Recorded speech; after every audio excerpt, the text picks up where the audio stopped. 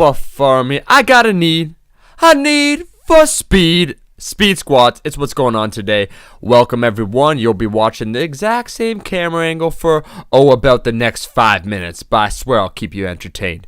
What I'm doing today is I'm breaking it down. If you remember last week is my first squat workout since I was sick, I was intensely dissatisfied with the form. My strength was down. So what I'm doing a relearning now phase where I'm focusing on acceleration on the positive portion. So I take a slight pause at the bottom. I don't know if you could see that, and then explode at the top.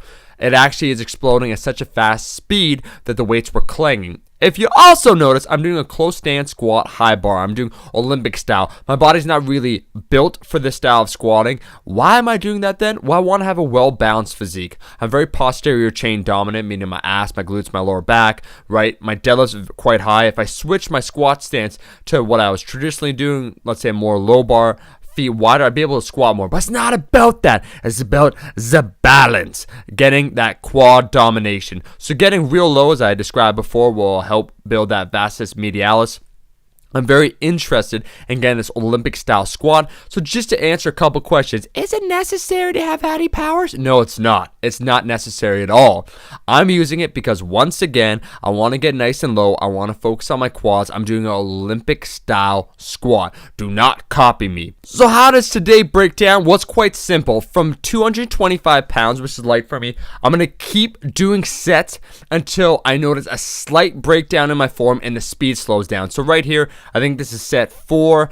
I'm still popping it up quite fast. If you notice that top position, me having that butt wink at the bottom puts me in a slight mechanical disadvantage down there, which is why I'm seeking to correct it, and it's definitely being improved upon over time. If you notice, I'm also going lower. I'm several inches below parallel on every single squat. So this was the set. With today, I was taking about 90 120 seconds rest, where second rep looks good. And now watch this. Let's critique form. Let me talk shit about myself. I slightly lean forward. Not bad at all.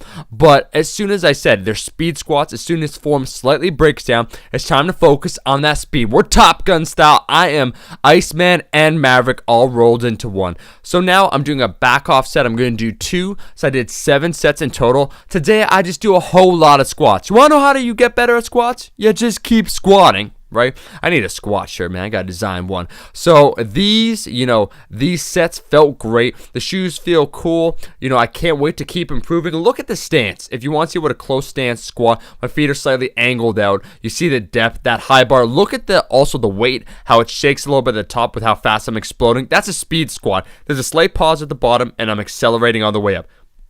Now, this gets dirty right here.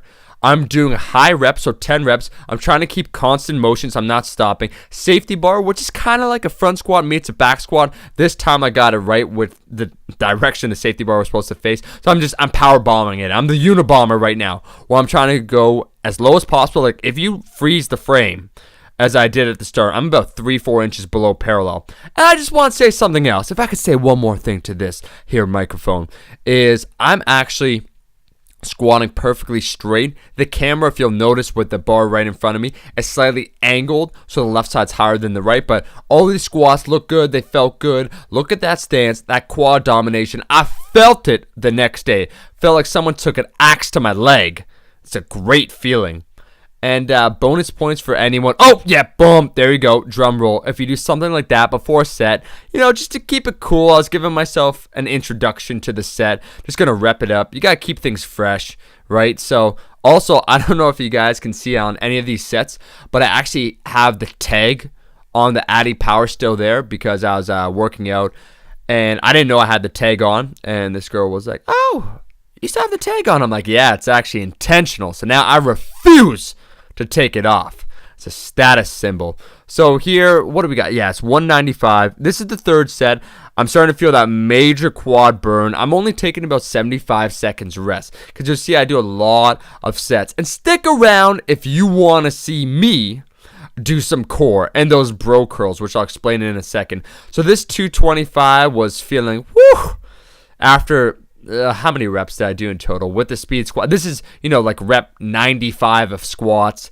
in about 15 to 20 some minutes. I did about 95 reps. It's quite ridiculous. So really focusing here on, also, if you notice, I slightly lean forward. With me, it's the upper back. So this safety bar is right up my alley. Two major movements to work on for myself, the back squat, and now the safety bar will certainly help. And we move on to the anti-rape device. And anyone that says to me, yo, Chef Buff, man, you got some small legs. Look at that ass. No, you look at that ass.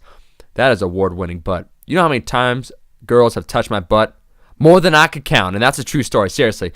If people want to know what's an area you should work on, I want to press, ladies, your ass straight the hell up. I got legs, okay? I got some junk in that trunk, and it works, okay? Compliments all over. Anyways, I'm done talking about that. I got to move on here to the glute ham raise. So I'm only showing you one set. I'm trying to keep this workout concise. I don't know if anyone else has ADD. I don't, but it feels like I do.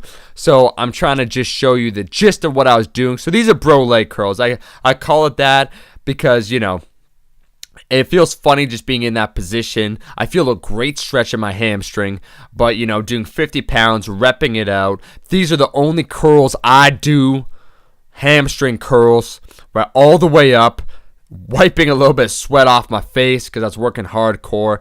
Let me just say something. I think it's stupid when cat, see, that guy couldn't even handle the workout. Like, this dude's badass. He's doing leg curls. I got to leave. So he got the hell out of there.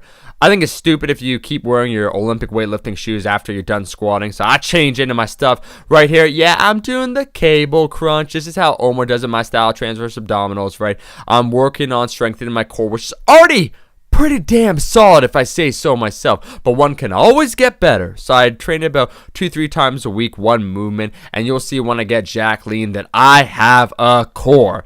So I'm focusing here on that peak contraction. Chef Buff, that's how I do it. That's how I do it, right? Just top hold, keeping that form. Form is definitely better than last week. This was my leg workout. Thank you for watching. Make sure to show your support. Fresh shoes there. And like the video. Buff Army, my zealous army. I'll see you in the next video. Peace.